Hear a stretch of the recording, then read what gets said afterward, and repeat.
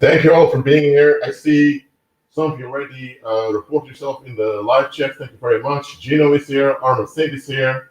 Buenos dias, you too. What's going to start this from me over here? The mentor is here also. If the rest can show themselves in live chat, that'd be very good. But anyway, I'll just begin right away. This live is about a cold case that's still ongoing. They just announced a €1 million reward for the golden tip to solve the case. €1 million.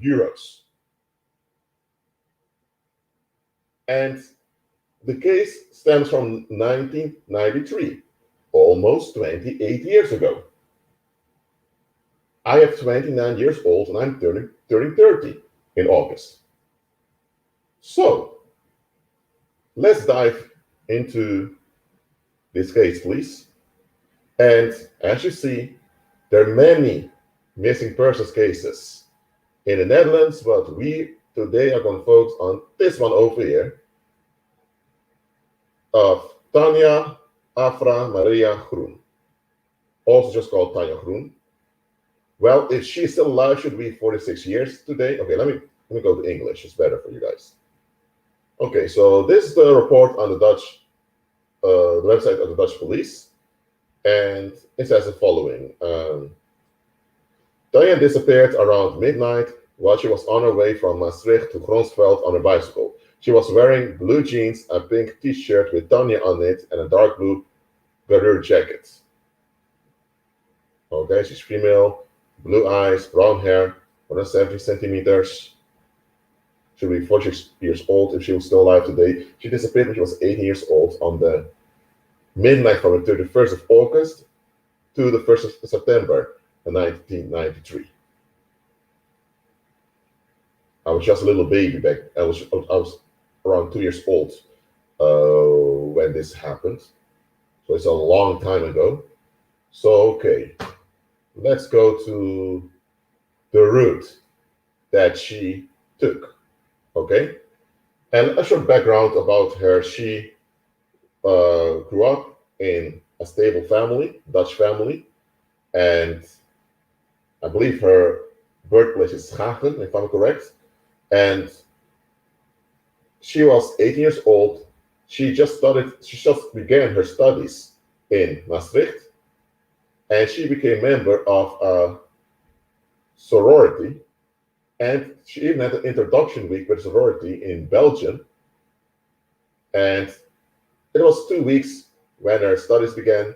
And it was this inauguration party at the student society. And she attended it. And afterwards, she cycled home. And this is the route she often took. Now, why did she rent our student room all the way outside of Maastricht? Because most of the rooms in the city were full. So a lot of students had to rent in villages nearby, and she found a room to rent in Gronsveld, a village relatively close to the city, around 6 kilometers. That's about, I don't know, 3.7 miles or something like that. Okay, I use kilometers, the metric system, so 6 kilometers. Now, let's check the route she followed. Okay? Herbenstraat Street number 9, and all the way to the Rijksweg, the Empire's Way, you say in English, in Gronsveld, right down here. That's where her room was located. Okay.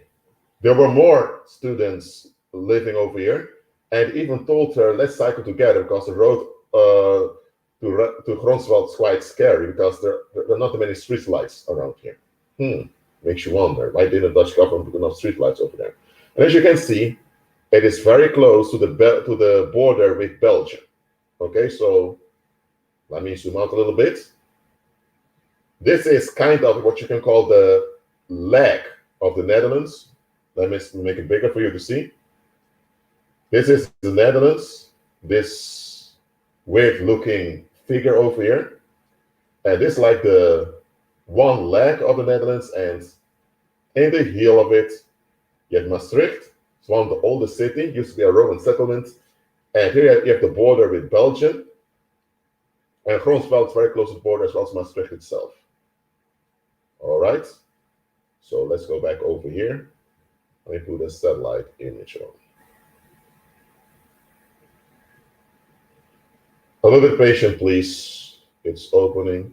Now I know that 1993 and 2021 is a long time, but the place has not changed that much. There may be some new buildings here and there, but the structure of the city and place are relatively still the same, as will likely be for a while.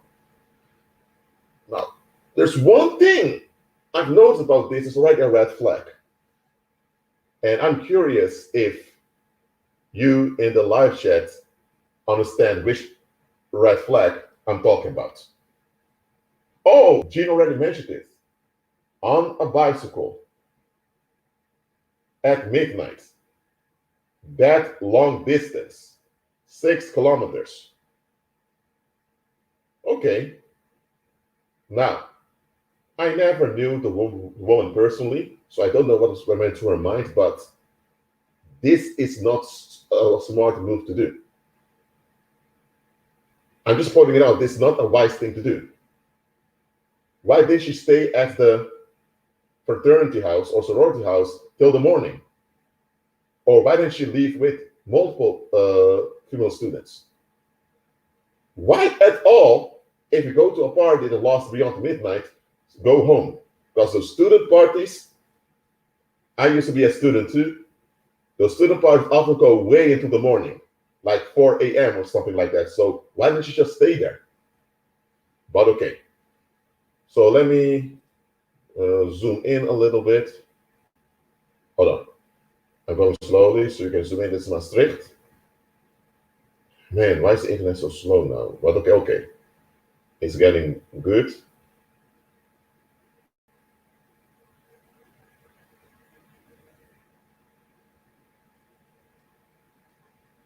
So let's go here to this street. We're going to use Street View. And by the way, for those that don't know, it's very common for people to cycle long distances in the Netherlands. So it's a common thing. So, okay, let me go a little back on this road. A little back. This here used to be the fraternity or sorority house. But since several years, they're using another building, but this was a building back then. So this is where she left, went around the corner, picked up her bike, and she left. And the other side of the road, there were houses, and the house still exists till this day. Okay? I don't know why this is vague over here, but okay, that's Google's business. But okay, so this used to be white, but now it's now it's gray. So they painted it. And they also have a whole website dedicated to this case, a whole foundation to where people find out what happened to her. I'm going into that a bit later on. Oh, and this is the Dutch researcher Peter R. de Vries, who's also known of the Natalie Holloway case that he did. He's on this case for a while now. These are the two parents. These are the parents of the missing young woman. As you can see, she has features of her mother, also the eyes of her father. So, okay. The setting of the image is a bit, okay, but I'm not going into that right now. All right. A whole foundation. There are 3 suspects throughout the years. One passed away. One is in prison, the famous Mark Dutroux. And, well, infamous, I should say. And now it's 27 years, so it's 28 years she's been missing. Okay, let's go over here. And by the way, if you notice red flags I didn't mention yet, please let me know in the live chat, because that's why I do live streams, so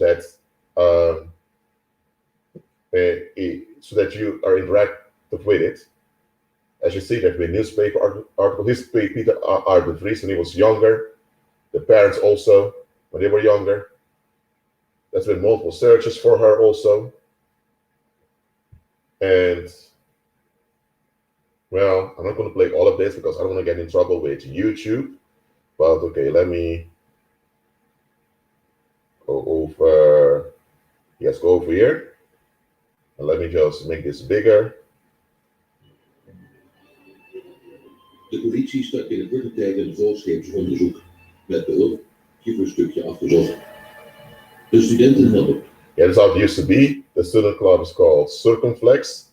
It's Latin. Well, that's common for fraternities to use Latin names or Greek names. So, and let me mute the sound because I don't want to trouble with YouTube. This is her right over here. Okay.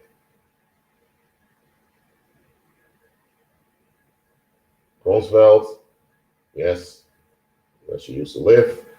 You can see it over here. These are old images from the 1990s, so it's a bit old. Well, I think you can call old. This is her again on a video. And now they're going to the night itself, showing the roots also.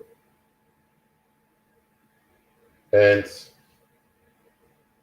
one thing I've missed with the reconstruction of this case is that a lot of them couldn't focus on the question, why? Whether it's a cold case or just a regular missing person case or homicide case, always 4 W's. Who, what, where, and why. Okay? And as you can see here, as I showed you before, it used to be painted white, now it's painted gray. This is gone. They're reconstructing it during daytime, well, it was night back then. And here are the houses I've shown you also earlier. So let me get this here. So she left here, then over this road, went into here.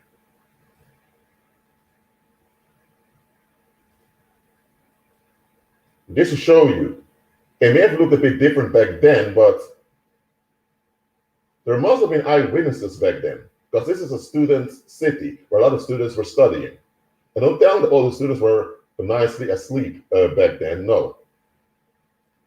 They were getting drunk or getting hooked up or whatever. Is this the bridge? Well, anyway. Now, this case over here, let me go back to StreamYard so I can check the live chat.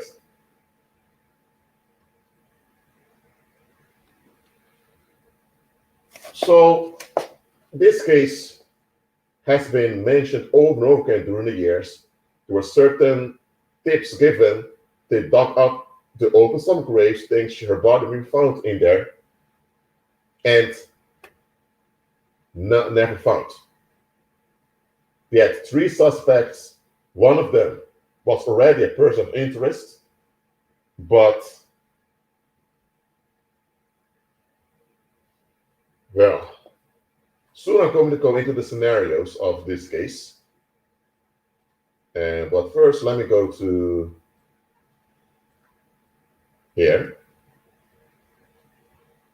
And they had 3 suspects, but one of them was someone who worked on graveyards. This guy, who they called, passed away.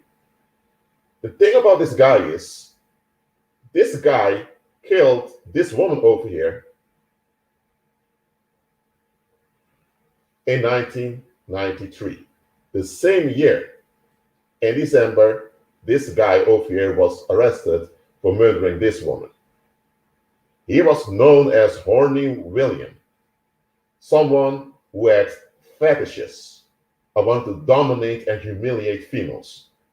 And he was a married man, and he was a father of three children himself. He has been associated with 2 other disappearances of Emmy Heiliggers in 1966. he was a plumber back then who visited this woman that afternoon before the woman disappeared. And when you look at this, at the Dutch website of the Dutch police, you can see it. Annie Heiligers. She would be 77 years old today. She is still alive. She disappeared on the 30th of November 1966. Okay? But then the same guy, so about almost, let's say 9 years later, this 50-year-old girl disappeared, and this grown man was familiar with this 50-year-old, and this 50-year-old even told her friend she was going to William. I say William because of the English translation of Willem. But William claimed to never have seen her, and she was never seen again. But look at this. The first time he was associated with a missing person, they thought, okay, it may be nothing. The second time, a 50-year-old, there should have been a red flag in 1975. They think, okay, why is this guy associated with another missing woman for the second time? That should have been the eye-opener for them to look into this guy.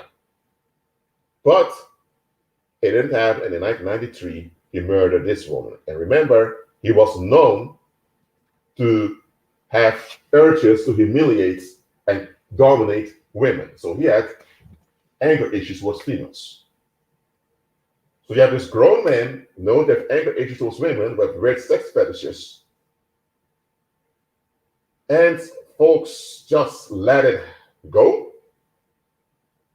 And they suspected him of killing this Tanja also, but I found out somewhere else that he was in custody back then. Well, at least he was released on custody later on. It was not certain that he was free during the time, because they don't tell us when he was in custody at the police. But okay. And this guy, Willem, when he was still in prison, a fellow inmate confessed that he became friends with an inmate, and he confessed all his crimes to an inmate.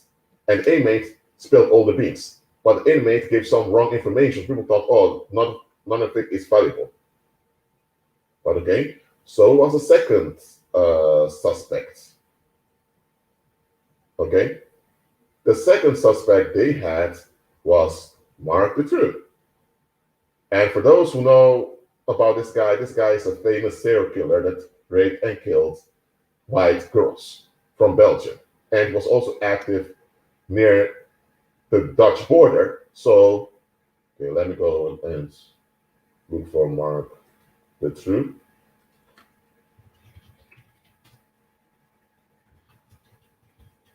He is serving I believe he's serving a life sentence right now. Is this guy over here? Very famous Belgian serial killer. Yes, kindermoordenaar, child murderer. And he was pleading to be released earlier. I believe they refused that. The reason is in French because in Belgium they also speak French. There you have him again. But the link between the Dutroux and the case was never officially proven. You see him aging, still having the same weird look, like serial killers often have. And this guy even confessed that he raped and killed people in assignments for wealthy businessmen and politicians from Belgium who love little children. But mainstream media doesn't want to focus on that because they don't want to hear that they're run by psychopaths that worship Satan. Well, this was a hitman for Satan, and they had to catch him because he was going too far. Okay? So, let me go back. The other guy, there was no direct connection with him, directly to the case. But the thing is, about this case that they focus all their attention on this Dutch guy over here and this guy, but I'm thinking, does it seem like they're trying to throw people away? Because, okay, let me go back to, hold on. Let me go back over here and then go back to StreamYard. When you think about this case. You have an 8-year-old woman, just came out of her childhood, ready for life. She met new friends. She started a new chapter. She was about to study. And she just came from a party, a student party. Left, never seen again. It was only after 2 days that people realized, ooh, she's missing. Why did it take 2 days? But okay. And then the search began. And they've been searching ever since. Now, there's one question we need to ask, and that is why. Now, we may not know why she left it that early from the party, the student party after going to the morning. And indeed, just like Carlos is saying in the live chat, there has been many cold cases of young women in the future years of the 1990s. Yes, that's true. Okay, let's go to the scenarios of what could have happened. Maybe she met with a guy outside of the fraternal house. That is unlikely because people that join fraternities in general, they tend to develop this inward attitudes that they only deal with people from the fraternity or sorority. So, and she was at the party with men where likely there were guys also. So why would you want to meet with a guy outside? And remember, this is 1993. There were no smartphones back then still. You had mobile phones already, but mobile phones were very, very old-fashioned. And you had no Google Maps yet, or anything like that. Internet existed, but it was very, very old-fashioned still. So, to just meet up with someone easily like that, that wouldn't have happened. So that's a scenario that is not very likely. Now, some people say she has been kidnapped and sex trafficked. Now, I'm sorry to say, but the reason this is unlikely is because the Netherlands, man, for decades, it is known for its quote-unquote sexual liberation. Or in plain words, when it comes to sex fetishes, man, you're at home here in the Netherlands. I can still remember that on cable TV, when I was growing up as a little kid, you would have those commercials around 8 p.m. Sex commercials with phone numbers telling you can just call this phone number, they will come to your house and do what they want with you.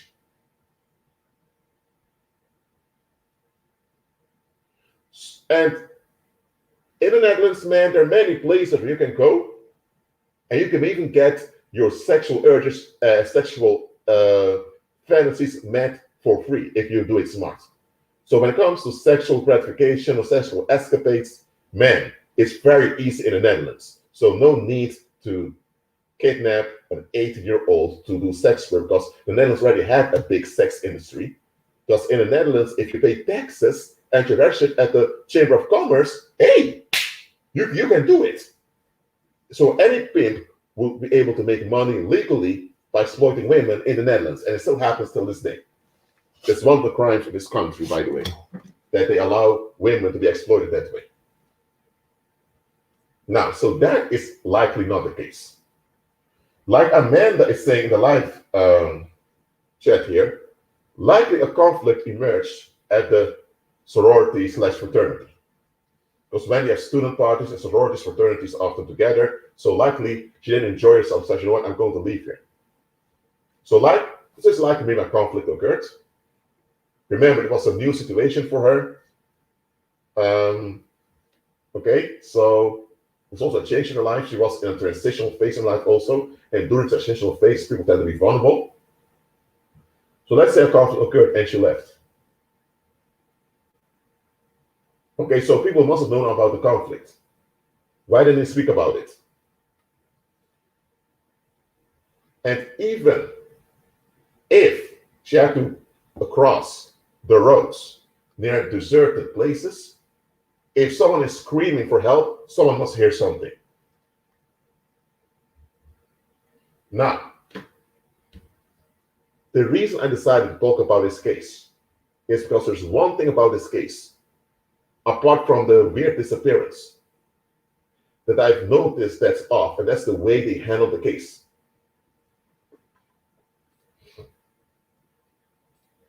For example, let's go back. Okay? I don't know why this internet is so slow, but okay, let's go back over here. So look at this, 1993, right? As you can see, around the time, the early 1990s, were many more people randomly going missing. Here you have, is this a guy? Federico's, whatever, this is a man's name, but okay. But here you have another woman, the girl went missing, a woman, so a girl went missing also. So a lot of folks went missing. Look at here. And some of those cases aren't even mentioned here on this website of missing people. So you mean to tell me that over the years, when so many people went missing, and by the way, this about this guy Jair Soares, this is just a computer-generated image of how he would look like today. This is when he went missing, 7 years old. Okay? Let me remove that. The case of Tanja Groen has been repeated over and over again in mainstream media throughout the years. Now, I want you to think with me for a moment. Just think with me. When something traumatic happens, it brings a trauma to the community. Well, that happens. So if you keep repeating the same message of the same trauma over and over again, what are you doing to the public? You're keeping the public traumatized.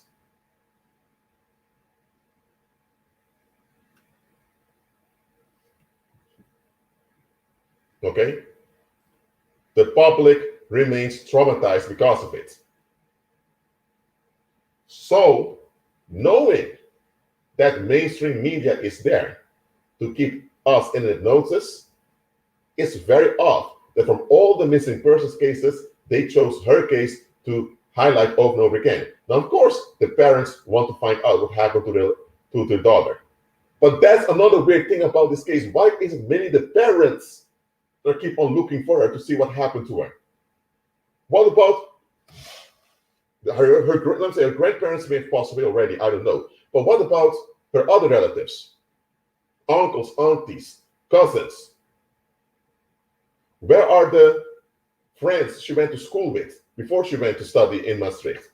What about some of her sorority sisters? Where are all those people? Where are they? Why isn't only the parents, they're emphasizing wanting to know what happened to her?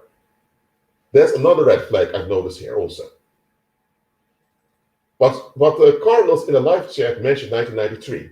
And this is what happens in 1993 that a lot of people don't pay attention to. This guy over here, 2 years earlier, in 1991, he was liquidated, as say he was murdered. Okay? In the Apollo neighborhood. So even the place where he was killed is symbolic to the beast. This was a drug lord. He was nicknamed the Bastard also.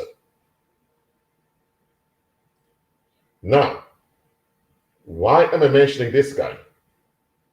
This guy, as being this chief drug lord in the Netherlands, he also, people found out, had an affair with the current Princess Mabel, whose husband allegedly passed away several years ago in a ski accident. This guy was a Dutch prince, a brother of the current king of the Netherlands. Back then, they were all princes. So there was something that came out about the guy. Now, just think about this. This guy over here was murdered by a former police officer, this guy over here. And within 2 years afterwards, there's a lot of people going missing. Now, Rashid, what are you saying here? if you know how the paranormal works, if you know how drug cartels and and devil worshippers work, then you know it. You have one guy who had a throne in the Netherlands concerning the drug trade. He is killed. So now a little war emerged for who would take over. And when such things happen, there's always going to be an increase in blood sacrifices. Yes, there will be. And by the way, when this guy was murdered, none of his siblings want anything to do with his money. So most of the money went to his mother. That's a wise choice they've made. So, okay, let me go back to StreamYard.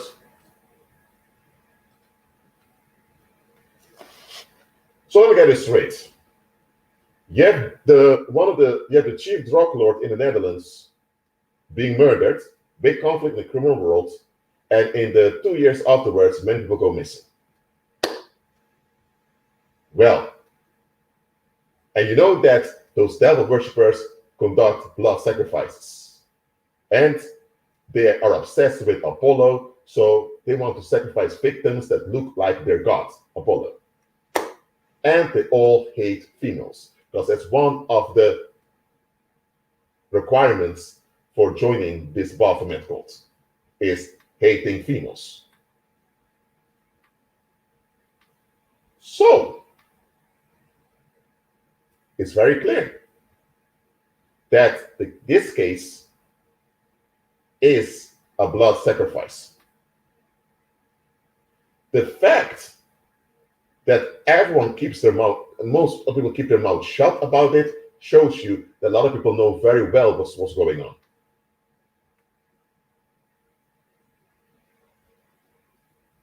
Now, let me see if I miss any comments in the live chat at this moment. Okay. Listen, saints. It's very simple. When someone goes missing out of the blue, and most of the people remain quiet, that's a setup. It's a setup. And here's the thing, this young woman, okay, where's the Google Maps again? Oh, okay, I'm on Google Maps, I forgot. Let me go back. Let me zoom out again. Wait a minute, please.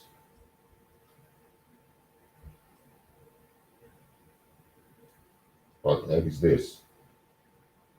Oh, the map is turned around. So, okay, let me move like this. Okay, so this woman had a standard route. She was cycling. So the people that kidnapped her, they knew that she lived far, far away. Look at this. They knew she had to go a long way. And those people knew that at night, some of these places are a bit deserted. So how did those people knew that she lived far away? How did they know that?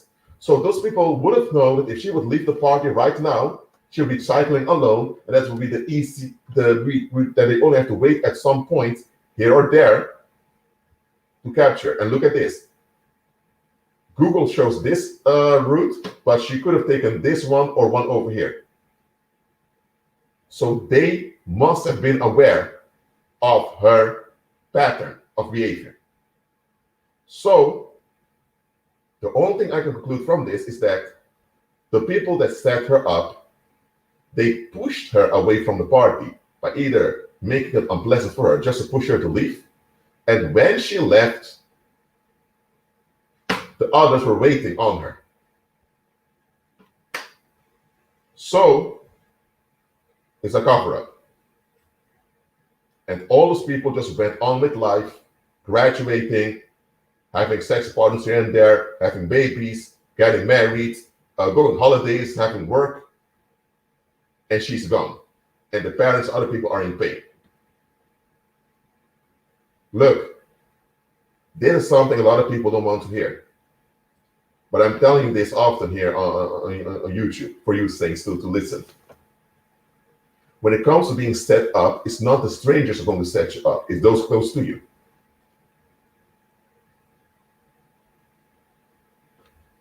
It's those close to you that are likely to set you up, because they're the ones that have access to you. So people, whether from the sorority or fraternity, or maybe one of the former landlords, I know there were people close to her who were aware of this and they were in on it. Because this is how those devil worshippers operate. You have a handler, the handler is appointed by the wizards, and the handler needs to gather a team to kidnap people for blood sacrifices.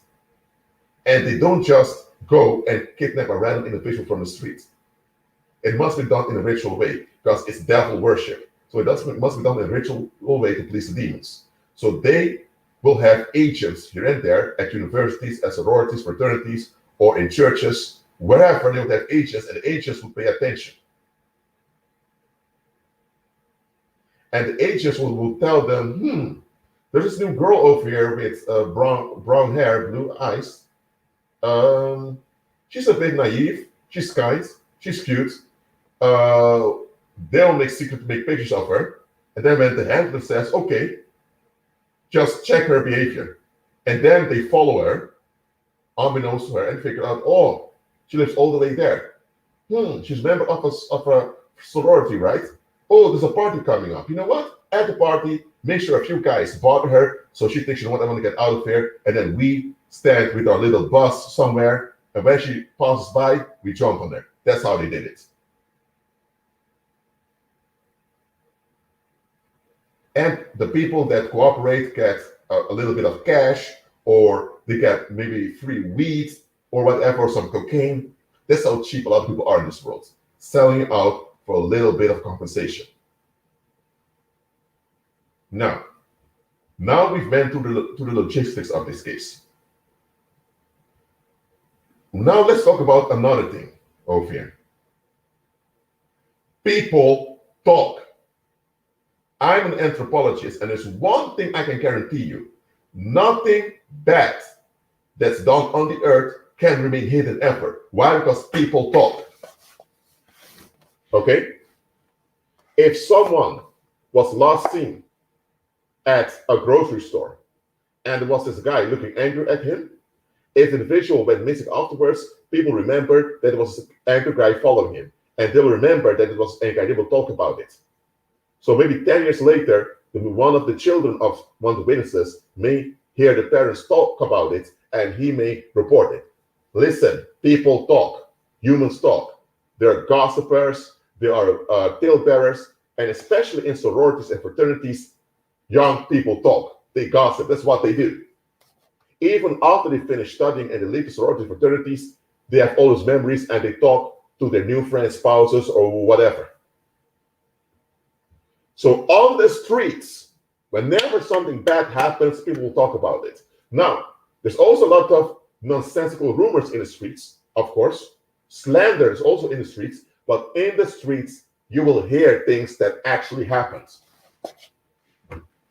For example, if a drug deal went wrong and someone was killed, in the streets, people talk about a guy being killed for a rape deal, for example. And the police will have agents walking around in the streets, dressed up like hood guys, and those police officers on the cover will pick up the rumors, they will report them, and that's how the police will do a raid and arrest the killers. That's how the police work. So the police investigates the streets. That's what they do. They have informants in the streets. The streets isn't just the streets in the ghetto, but also just common place where people come. And when you look at, okay, let me go back over here. When you look at Maastricht over here, hold on a minute. Let me go back to this view.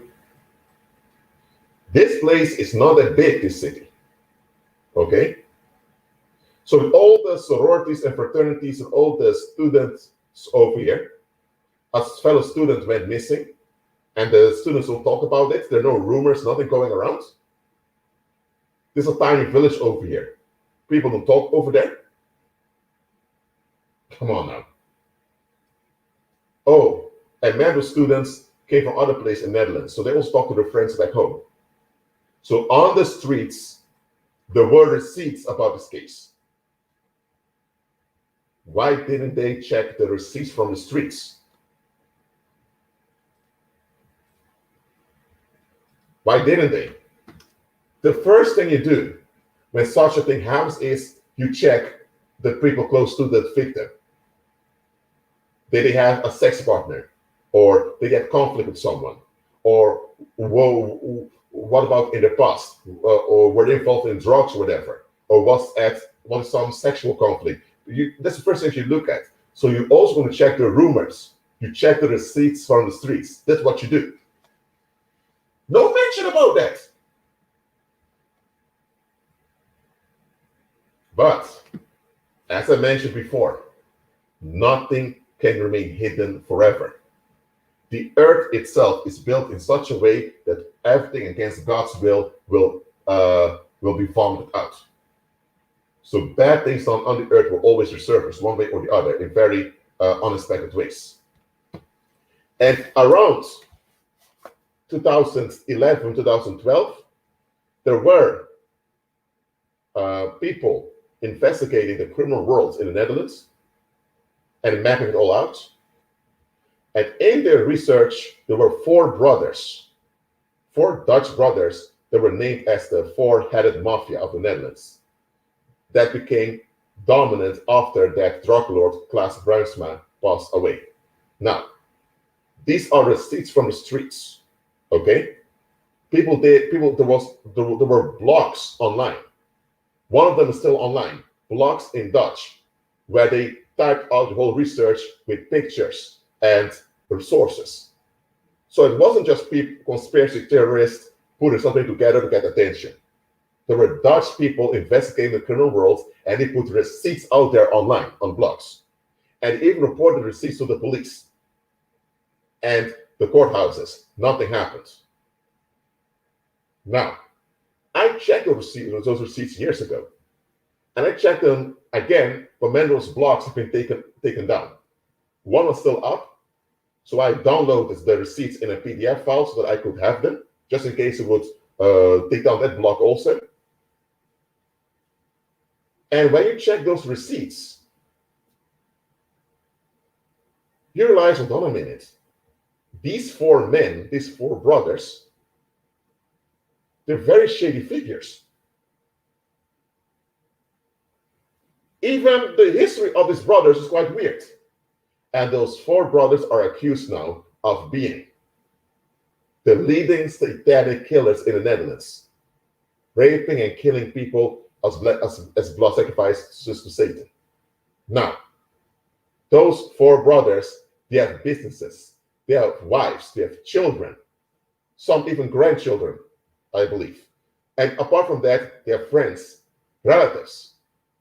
If you are accused of something that horrible, raping and killing even children on behalf of Satan, and if there's a whole research done against you, published online, given to police and the courthouses, the least you can do is to let your lawyer address it for you.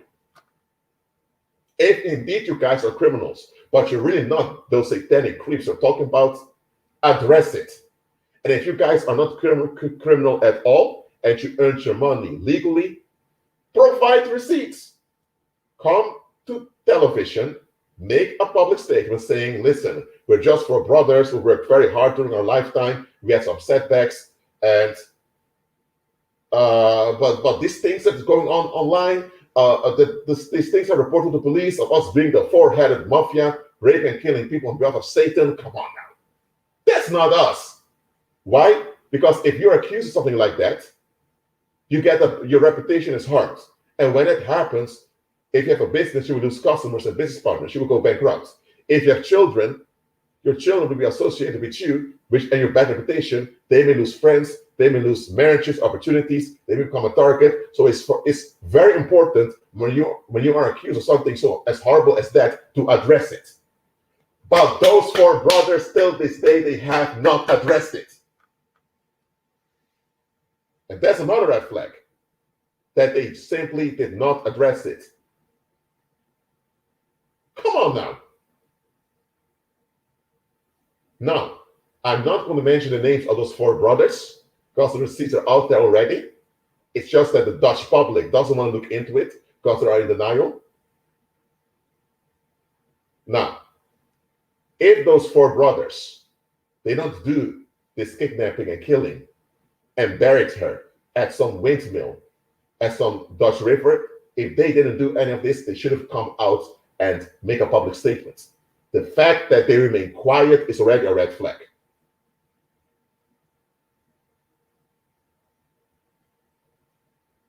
So, for what it appears now, it's very obvious. These kidnappings and also killings are blood sacrifices, and many people in this country are aware of them. Look, I'm not speculating over here. I deal with receipts. This is what I do. Rumors can be rumors. I want receipts. And when people have done long research, I take it seriously. When someone just goes online and puts some YouTube slide together with some music, I can say, oh, this individual just wants attention, or they just spread rumors. But when someone made the effort to publish their research, and in the research, there are four men, all brothers, linked to many criminal occasions, this is something that any police officer should pick up. Any investigator should pick this up and take it seriously. But nobody did. And those receipts have been out there since 2012. And we are 2021, it's almost 10 years ago.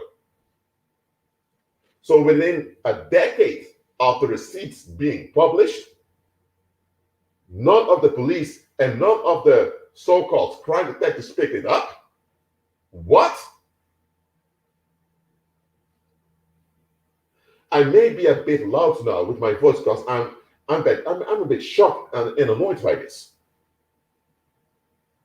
You mean to tell me that people do research, they give you the research results in which you have a certain man linked to many criminal activities, and that's coincidence? No, it's not coincidence. Go after it.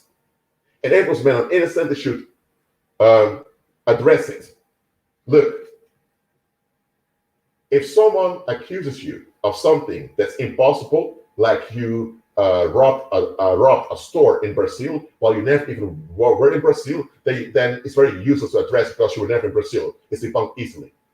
But if someone accuses you of something that's probable and it's linked to so many horrible stuff, you must address it at some point.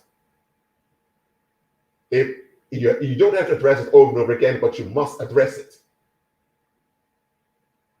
And that is another red flag I'm teaching you here. When people that have been accused of something, or multiple things that are quite horrible, when they never come out to address their innocence at all, or they don't let their lawyer or representative do it, then something's off. Now, if it's correct that those four brothers indeed are behind this, that means that both the Dutch police as well as the Dutch justice system were in on covering this up. Look, if a guy, okay, I'm using another example now, separate from this case. If a guy is seen next to a shop that's being robbed, he may be just a guy walking around. But if 5 shops have been robbed in one city, and every time that shop is robbed, this one little guy is always standing outside when it happens, now you know this can't be a coincidence. How come that every time a shop is robbed, you're just standing outside when it happens? Even if you're not the one that robbed the shop, the fact you're there every time a shop is robbed, the police is going to make a suspect and they're going to interrogate you. Even common people think, what's going on here? Why is it always when you are around that a shop gets robbed?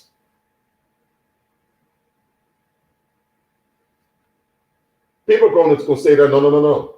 This is this is not a coincidence anymore.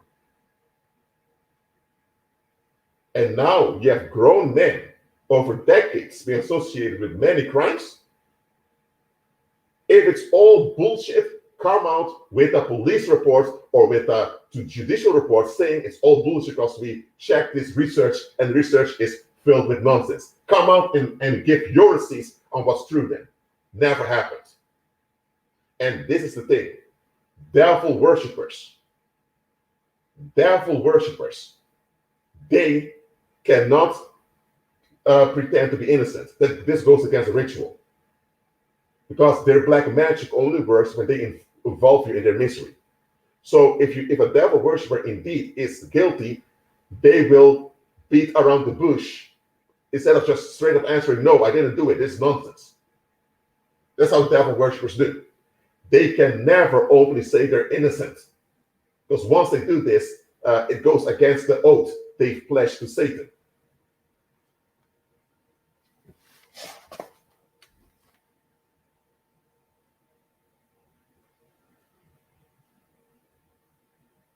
Now, those same four brothers were also associated with many other women who were kidnapped and killed. I mean, please, am I the only one here that thinks, okay, if several men are associated with many criminal activities, shouldn't they be investigated and looked into? The fact that this does not happen ever shows you that they are being covered up. As simple as that.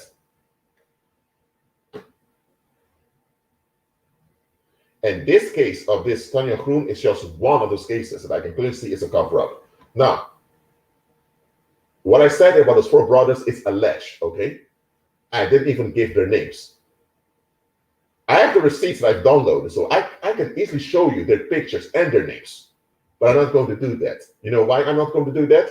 Because then I'm not the one who made this investigation. Investigation was in 2012 already.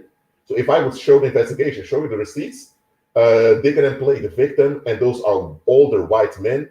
And now they're going to complain about that this black guy on YouTube is slandering them to get attention. I'm not going to do that. I'm very smart. All the other people that mention the names of these four brothers, they didn't sue them they didn't go after them. But if a black guy does that, they suddenly feel comfortable doing it. So I'm not doing that. But just so you know, I'm not afraid of those four men, nor about the demons that they worship, whatever, because I have the Holy Spirit. And by the way, I survived a lot of psychic violence and murder stench against me. Okay? The fact I'm still alive, walking around freely, is due to the power of the Spirit inside of me. So if those four men are listening to this and they think they want to take action against me, oh, you better think twice. Not only can the receipts be published suddenly, but there's going to be extra precautions on you and on the Dutch population that enabled you for all those years. When I withhold information, it's only for practical reasons. But okay, you have 1 million euros for the golden tip that can lead to solving the case of this Tanja Groen. Now, what the tip I'm giving to whoever is doing that case, I'm not going to mention the receipts from 2012 because everyone can find them online. So if they don't look into it, that means they're in on it. A tip I'm giving is to check with some of the associates she had. Check which of those associates had ties to criminals back then. And also check some local monuments, public monuments. I think those are the two tips I'm giving. And I'm going to leave it at that. That's why I want to talk about this case, just to show you how the public can suppress the truth because they want to be left alone. This is just one case, okay? Let alone all those other cases of all those people that the public doesn't want to be solved. Now, the parents of this Tanja want to be solved. Maybe some relatives also, maybe some strangers, outsiders have empathy towards family. They want it, but the public is on keeping this thing hidden, man. Because I have the feeling that if they would bring out the solution to this case, it's going to open a cesspool of distrust in the Netherlands that can't be restored. A cesspool already went open when it came out that the Dutch taxation service was scamming a lot of migrant people. Also a lot of Dutch people, putting people on the blacklist even though they were not criminals. So that cesspool is already open. And I dare to say another cesspool is about to open. And remember, the Dutch taxation service was scamming me too. But I decreed and declared stern repercussions on them in Christ Jesus' mighty name. And since then, combined with me sending a letter to them, they left me alone. And years later, they're crashing right now. So the Dutch taxation service, as well as other Dutch government institutions, they know not to mess around with our industries. Because if you go too far, repercussions will haunt you. So I address all of these things. Satanic kidnappings and killings happen in the Netherlands. I've been telling you this for years. And if I even get trolls trolling this account or escalating against me or this channel for mentioning this, man, there's going to be more repercussions on the Dutch population and more cesspools are about to open. I don't care.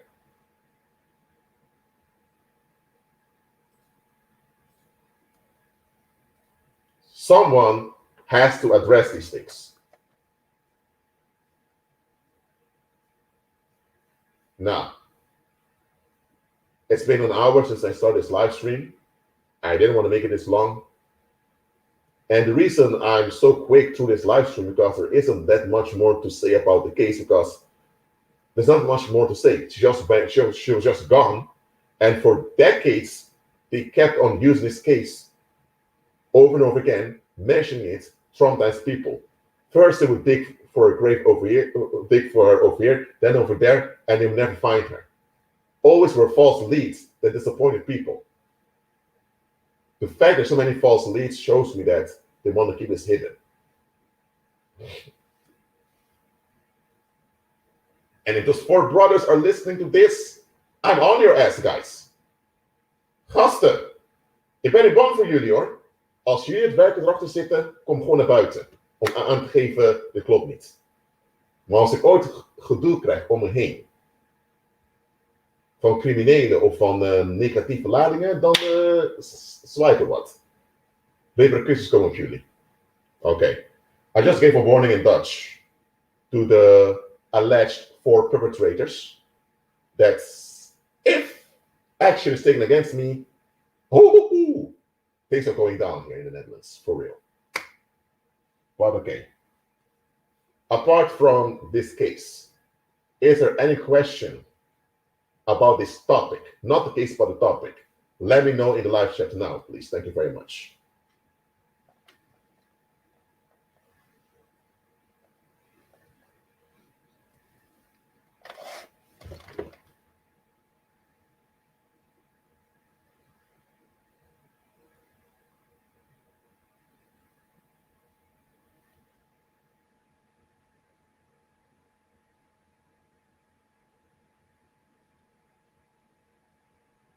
And by the way, learn from this case.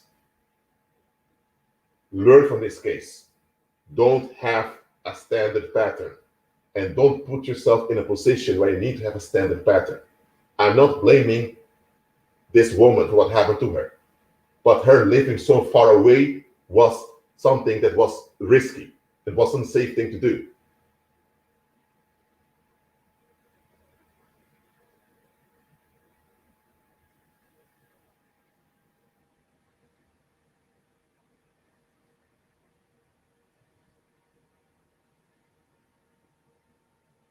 Demetria, they often want to see if someone else knows the truth.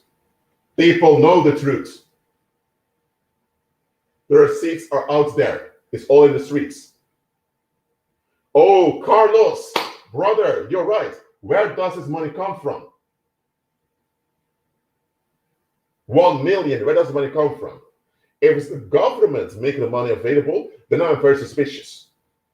So you're willing you're willing to waste money looking for a body at a place where you don't find it.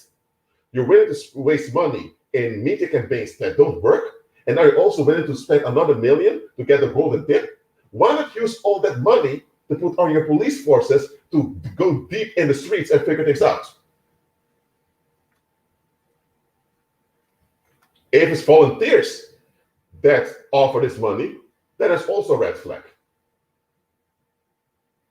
Because why do they offer the money for this case but not for other cases? I mean, oh, and if it's money they got into the foundation, then that's a bit weird that so much money is being made with this case. But okay.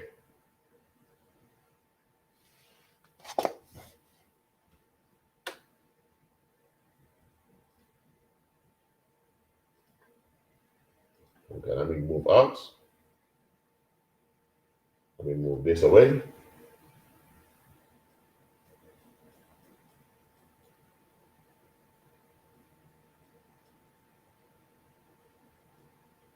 All right. In the receipts that were published online, by the way, everything those receipts are alleged, so I'm saying those receipts are 100% proven, is this area where they need to look for the remains of that girl. This area right over here. More I'm not going to say. Check the receipts online yourself. If receipts are false, then receipts are false. At least look into them and check if they can help you to move further. I don't know the answer to this case. I do not. I never claims to. I just mention this case to highlight you and to point others out to you.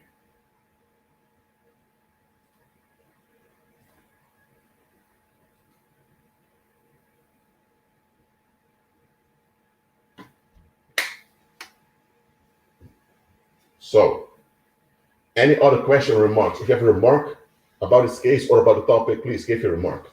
Out the Room Studio is saying, and suspicious, all the missing people each month, each year, the media highlights this case and certain cases. Okay, that's true.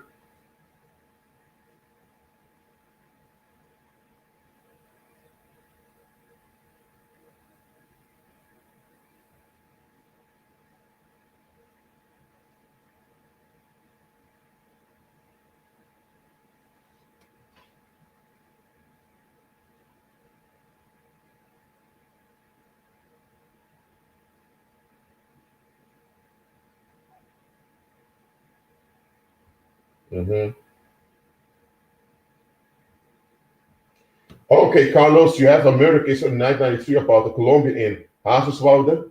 Please email me about it. I will look into it. About Kanika Jenkins, please, if you have similar cases like this that you want me to look into it, I'll do it. I will not guarantee you I'll be able to solve the case, absolutely not, but I will look into the patterns and the societal context, because that's something that seldom happens.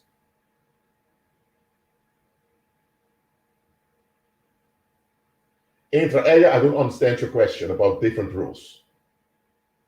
Oh, okay. If you now, oh wait, I think I understand what you're saying. Now, when it comes to women and missing persons cases, there's often some emotional drama going on that the woman was fleeing from. When it comes to men's cases, it's often that the men were in complete ease, forgetting that they have people upset with them. So that's the main difference.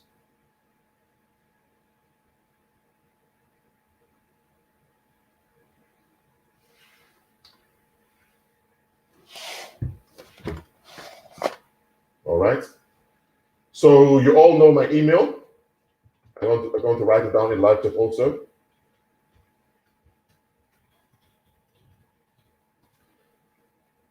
When you email me about a case, say the name of the victim, give me 1 or 2 links about a police report or about a media report about it, and from there I will look on.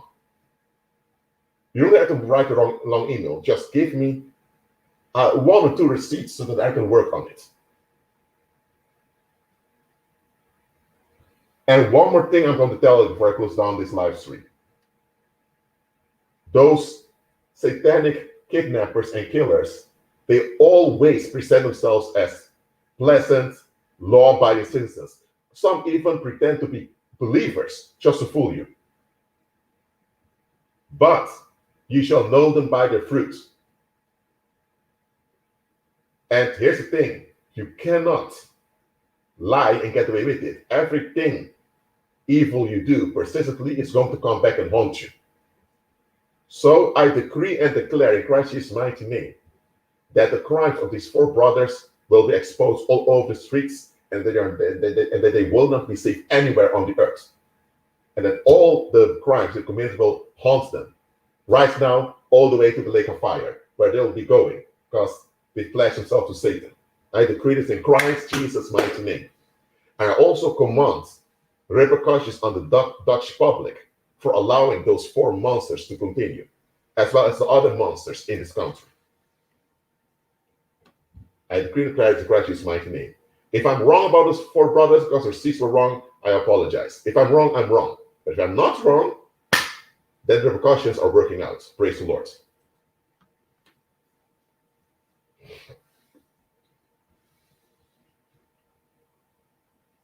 And the same should do about your environments too. There's also satanic killers and kidnappers all over the place. It's the people you least expect.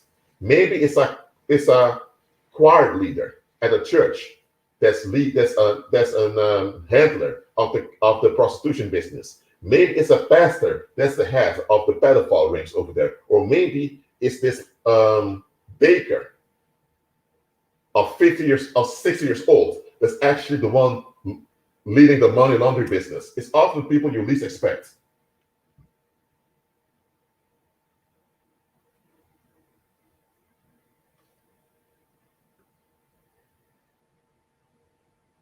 So, anyway, thanks for being here.